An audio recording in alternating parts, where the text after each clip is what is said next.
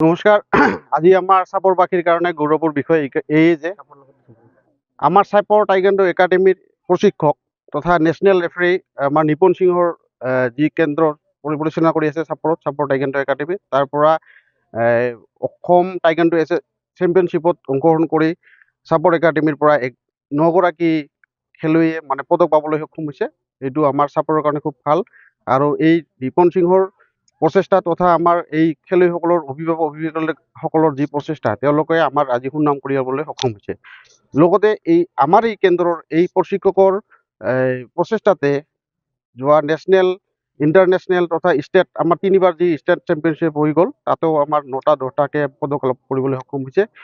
তেখেতৰ এই কেন্দ্ৰৰ যোগেদি আমাৰ যুৱ প্ৰজন্মৰ যি ড্ৰাগছৰ মানসিকতা, মোবাইল গেমৰ প্ৰতি আসক্তি হৈছে, এই কেন্দ্ৰটোৱে বহুত ল'ৰা ছোৱালীখিনিক আমাৰ টাইকোৱাণ্ডো কেন্দ্ৰৰ জৰিয়তে আমাৰ এই যুৱ প্ৰজন্মক একটা সঠিক বাট দেখুৱাবলৈ সক্ষম হৈছে।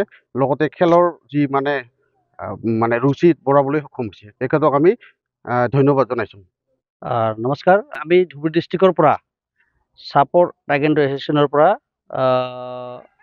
মংগলদৈত অনুষ্ঠিত হোৱা আছাম ষ্টেট টাইকোৱাণ্ডো চেম্পিয়নশ্বিপ 18, 19, 20, 21 মংগলদৈত কলেজত হৈছিলে। তাতে আমি ধুবুৰী ডিষ্ট্ৰিক্টৰ 33জন খেলুৱৈয়ে অংশগ্ৰহণ কৰিছোঁ। তাতে মোৰ একাডেমীৰ পৰা 9টা মেডেল পাবলৈ সক্ষম হৈছোঁ। কি মেডেল? এটা গ'ল্ড, এটা চিলভাৰ আৰু বাকীকেইটা ব্ৰঞ্জ। দীক্ষিতা সিংহ। ক'ত খেলিবলৈ গৈছিলা?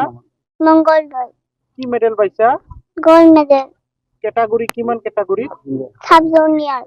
কেনেকুৱা লাগিছে? ভাল লাগিছে। নমস্কাৰ, মোৰ নাম বৈষ্ণৱ সিংহ। ক'ৰ পৰা ক'ত খেলিব গৈছা? মই ধুবুৰী জিলা চাপৰৰ পৰা মংগলদৈ কলেজত খেলিব গৈছিলো। Assam state taekwondo championship. কি মেডেল পাইছা? মই চিলভাৰ মেডেল পাইছো। কিমান কেটাগৰী?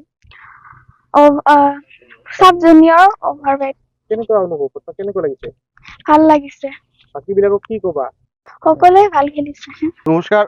আজি আমাৰ চাপৰ বাসীৰ কাৰণে গৌৰৱৰ বিষয় এই যে আমাৰ চাপৰ টাইকোৱাণ্ডো একাডেমীৰ প্ৰশিক্ষক তথা নেশ্যনেল ৰেফাৰী আমাৰ নিপুণ সিংহৰ যি কেন্দ্ৰ পৰিচালনা কৰি আছে চাপৰ টাইকোৱাণ্ডো একাডেমী, তাৰ পৰা অসম টাইকোৱাণ্ডো চেম্পিয়নশ্বিপত অংশগ্ৰহণ কৰি চাপৰ একাডেমীৰ পৰা 9গৰাকী খেলুৱৈয়ে পদক পাবলৈ সক্ষম হৈছে। এইটো আমাৰ চাপৰৰ কাৰণে খুব ভাল। আৰু এই নিপুণ সিংহৰ প্ৰচেষ্টা তথা আমাৰ এই খেলুৱৈসকলৰ অভিভাৱকসকলৰ যি প্ৰচেষ্টা, তেওঁলোকে আমাৰ আজি সুনাম কঢ়িয়াবলৈ সক্ষম হৈছে।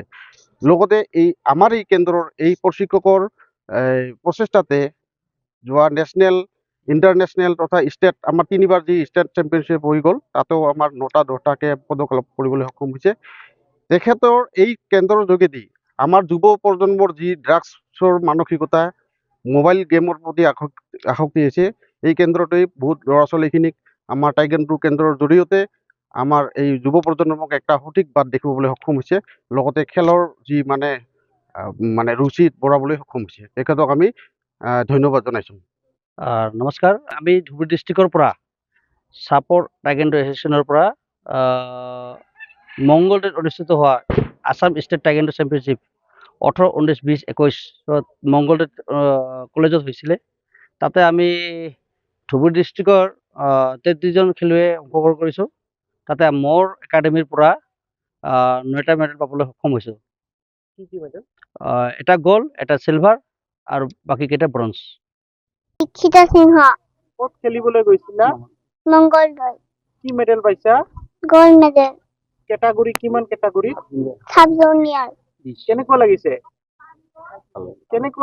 ভাল লাগিছে। নমস্কাৰ, মোৰ নাম বৈষ্ণৱ সিংহ। ক'ৰ পৰা ক'ত খেলিব গৈছা? মই ধুবুৰী জিলা চাপৰৰ পৰা মংগলদৈ কলেজত খেলিব গৈছিলো। Assam state taekwondo championship. কি মেডেল পাইছা? মই চিলভাৰ মেডেল পাইছো। কিমান কেটাগৰী? Sub junior overweight. কেনেকুৱা অনুভৱ কৰিছা? কেনেকুৱা লাগিছে? ভাল লাগিছে। বাকীবিলাকক কি ক'বা? সকলোৱে ভাল খেলিছে।